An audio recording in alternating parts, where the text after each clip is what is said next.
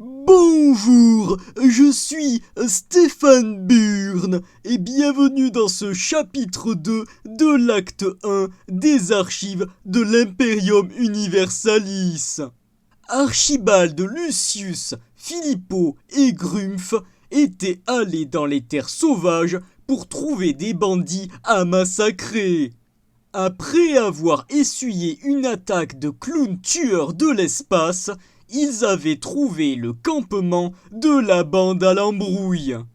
Une fois la totalité de la bande décimée, Archibald avait laissé partir leur chef Didier, amoché mais vivant. Il y avait aussi brièvement rencontré une shinobi nommée Ninaka. Bordel de merde, Bobby, recadre, putain.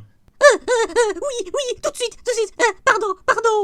Bah, putain de stagiaire. Je disais donc, il y avait aussi brièvement rencontré une shinobi nommée Nina Caleb, se quittant en termes assez mitigés.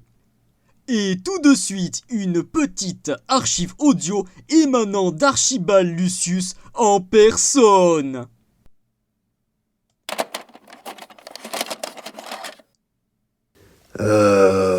Grumpf, Filippo, on est d'accord qu'on vient de voir une shinobi extrêmement bien roulée commencer à nous tenir des menaces, là, on est d'accord? Je commence à plus rien comprendre à cette ville, bordel de merde. Je commence à plus rien comprendre à cet endroit. Oh, je me fais vieux, bordel de merde. Mais en même temps, qu'est-ce qu'elle était bien roulée? En fouillant le camp, Archibald avait trouvé une lettre de menace émanant d'un certain cartel du Dragon Rouge, qu'il s'était empressé de rapporter au poste de garde de Glarg pour toucher la prime de l'élimination de la bande à l'embrouille. À la suite de cela, il avait écumé les rues jusqu'à tomber sur un mercenaire nommé Kassim Al-Laden, qu'il avait amené dans une taverne des bas-fonds, la Chope Acide, où Archibald avait obtenu des informations auprès de la vieille Gisèle, en échange d'un pourboire très généreux.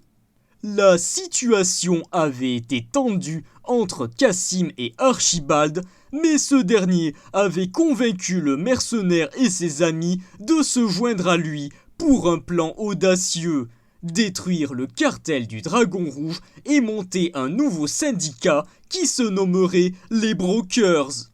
De retour au gecko farceur, Archibald avait conté une nouvelle histoire face à une salle bondée qui avait apprécié l'ambiance de la soirée. Julie Bright avait suivi Archibald dans sa chambre, acceptant même de le suivre dans ses aventures, juste avant une partie de jambes en l'air interespèces, à l'issue de laquelle la jeune femme avait été comblée par les prouesses au lit du raton laveur. Ainsi se conclut ce deuxième chapitre de l'acte 1 des archives de l'Imperium Universalis. Merci à vous d'avoir écouté et regardé. À très bientôt, c'était Stéphane Burn, à vous les studios.